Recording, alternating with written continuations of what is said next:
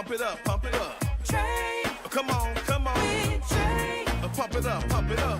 It's the day with Trae. This is the day to gain inspiration, to make a positive change in the nation.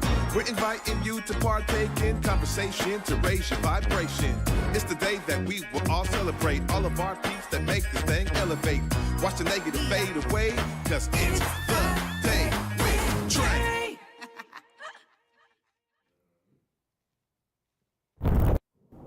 Happy Monday, everybody, and welcome to The Day with Trae. I'm your guest host, Deontay Damper. I'm going to be stepping in for my girl, Trae Holiday, this week. Before we begin, I need you to like, share, and subscribe to Converge, where you can learn more about Black businesses, where you can learn more about We Live in Color and more. Go to whereweconverge.com to see why Black media matters. And we are in for a treat. I know usually y'all hear our theme song, but today, up next, we have the amazing Vitamin D, who's gonna not only talk about his legacy, but we also wanna hear about why we create Seattle. He is one of the legends in our community, and I'm just, legends in hip hop. I wish I could rap, but I can't.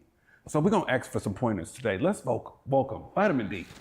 What's happening, How man? you doing, brother? Man, I can't complain, brother. You know, I'm chilling. let's talk about this amazing theme song. We gotta talk about that first. All right. How did we get into the makings of the Day with Trae theme song? I was feeling new Jack swingy. Trae was like, man, what you think about collabing on a theme song? And I'm like, yeah. So I played a couple things and they were kind of newer, and she was like, man, what's really gonna stand out? And I was like, man, I got this goofy new Jack swing track that you might like. And she was like, yes. It really captures the essence of one, Trae's personality, Right. and just being out there. Both of y'all being Garfield alumni. Okay, he rapping. I'm Rainer Beach, but it's okay. I feel you. I feel you. Man. Congratulations, Yeah, though. yeah, thank you. Won a championship. Your man's nice, man. Patty's nice, man. Yeah. You know, but we're grateful to even just have you in the studio today. Years of legacy. How did you get started in your career? Man, really hard to quantify. I suppose it's in the blood. My father was, and still is, a musician.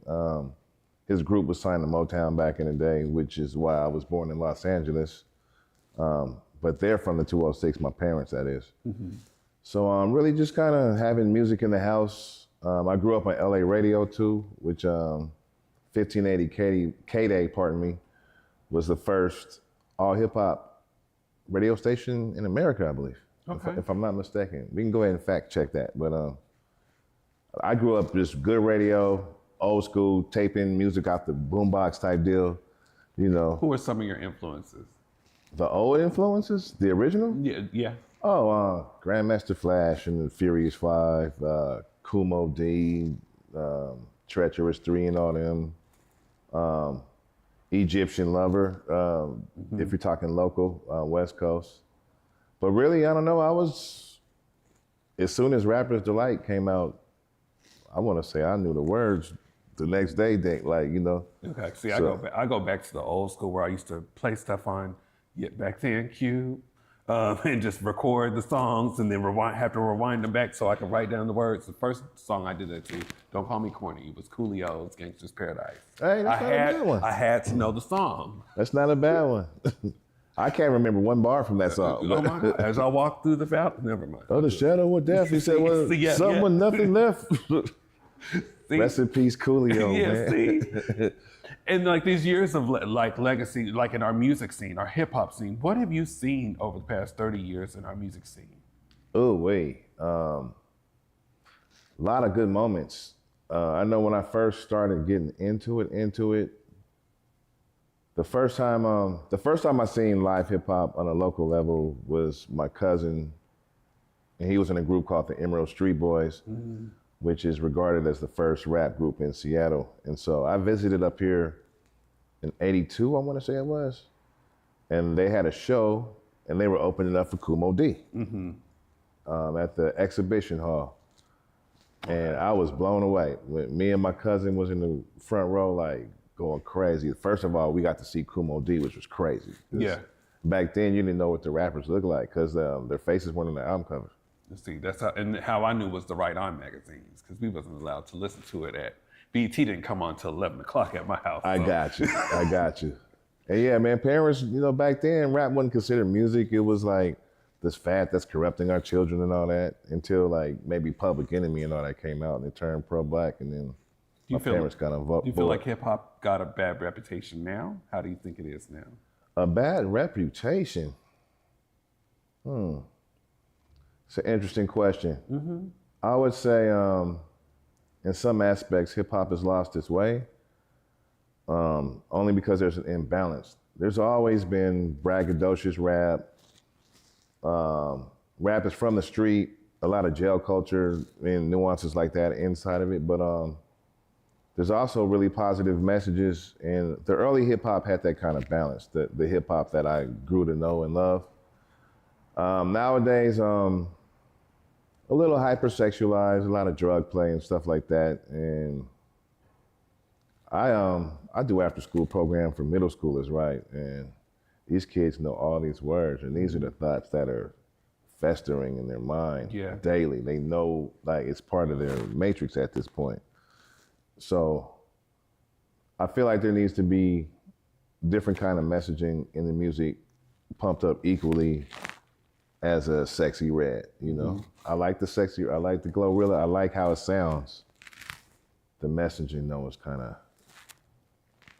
I got daughters, you know what I'm saying? Yeah. I don't.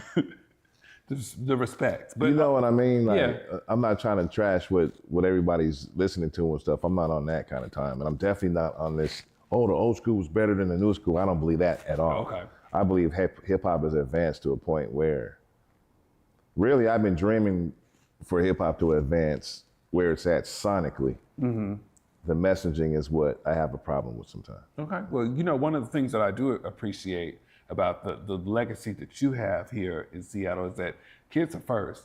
And I know that with your new program, We Create Seattle. Can you tell us a little bit about that? Yeah, so the program is called Let Them Create. Let Them Create. I had another name in mind, but we ain't gonna get into all that. No, I think it was taken and maybe confusing, but Let Them Create does represent the messaging and what we're trying to do. And really what I'm trying to do is provide, first of all, a safe place for children to be outside the streets. Because as you know, these streets is rough right now and it's getting crazier and crazier. So we need to do our best on the ground floor to counteract all those aspects, right? But I'm really in the career building.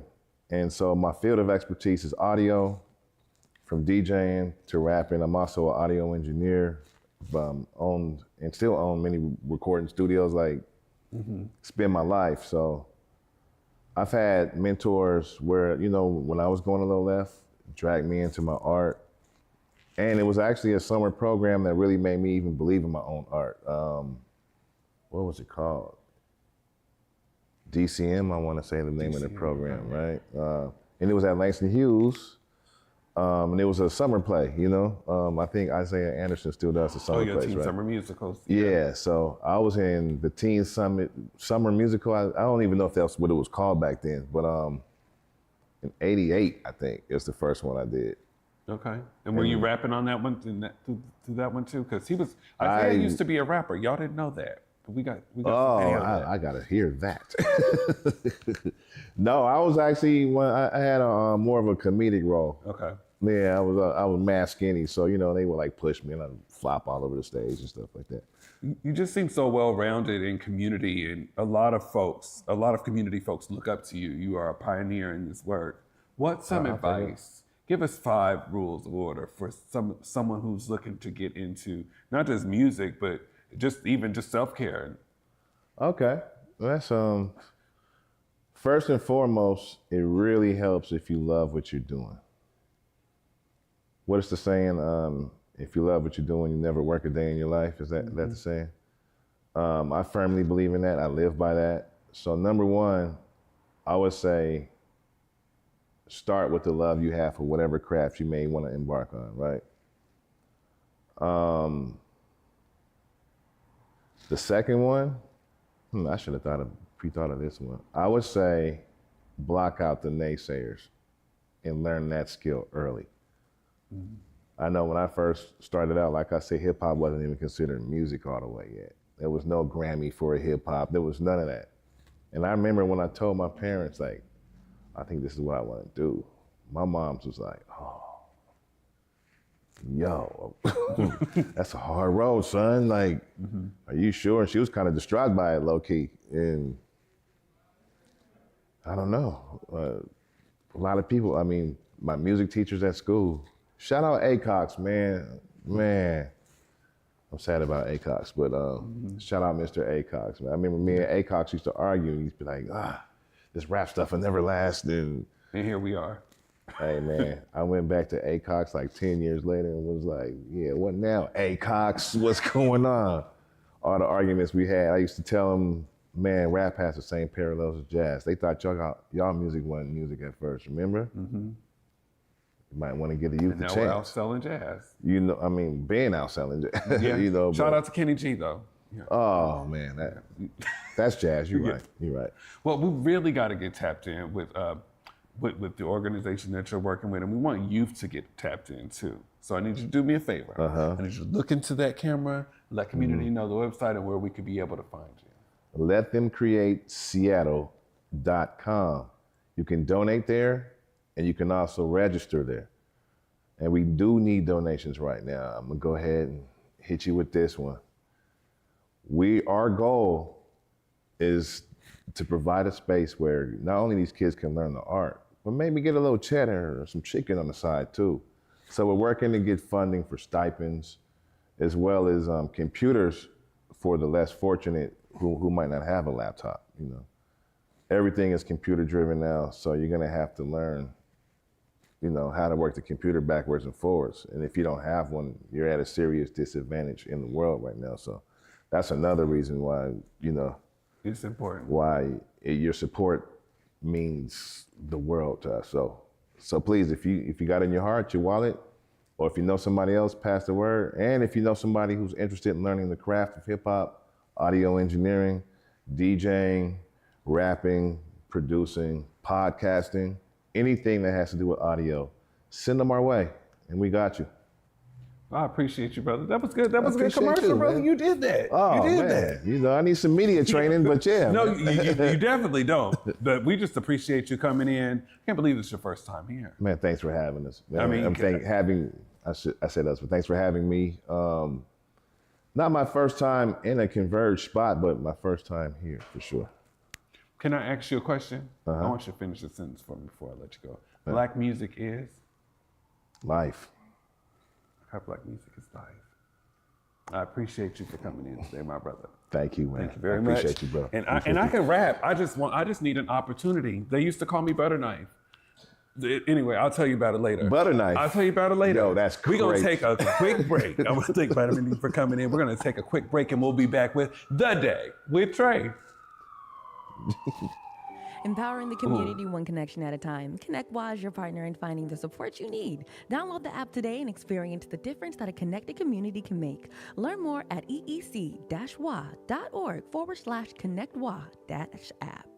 Ready to be intentional with your spending? Whether you're gifting it or using it for yourself, the Buy Black card allows you to shop at many different Black-owned businesses across the greater Seattle area, like Love a Latte, Dramer Ice Cream, Motis Beauty Supply, Pizza by Ruffin, The Spa House by Queen Care, and so many more. You can see the full list of participating businesses when you sign up for your Buy Black card at intentionalist.com. And thanks to our friends at BECU, you'll save 20% when you load your card. Spend like it matters with the Buy Black card. Waitress, the hit Broadway musical Baked from the Heart, is coming to Fifth Avenue Theater. This little slice of heaven musical offers a special recipe for finding happiness in unexpected places. With original music by Grammy Award winner Sarah Bareilles, this musical is a dash of dreams and a pinch of heart baked to perfection. Don't miss this brand new production. Get a taste of this delicious musical March 11th through 30th. Order up at fifthavenue.org and satisfy your sweet tooth with the most delectable show of the season. Make plans now to get a little slice of this perfect musical today. Truth Talks is the hottest streaming show on TV. Catch all the truths about pop culture to politics and today's biggest stars. Why tiptoe through life? Monday through Friday, live at 8 p.m. Eastern, 5 p.m. Pacific, and again at 11 p.m. Eastern, 8 p.m. Pacific on Fox Soul. Thank y'all for being here today. I I just have to say how grateful I am for Derek Brown, aka Vitamin D, for coming in the studio today. He is a part of our community legacy, and we have to make sure that we tap in the program. They have some upcoming events. They also need donations, and I think it's really important when we are talking about giving our kids that passport to the future. They denied hip hop. They didn't even think it was a lane for us. And look at our great legends that we have here in our community today, such as Vitamin D, such as Air Calligraphy, such as so much more. We need to continue to tap in with our community organizers out here and make sure that we are uplifting our youth and giving them the gift of music, because it can open so many doors. I want to thank y'all for joining me today, and tune in with us tomorrow for The Day with Trae. Y'all have a blessed day. You're.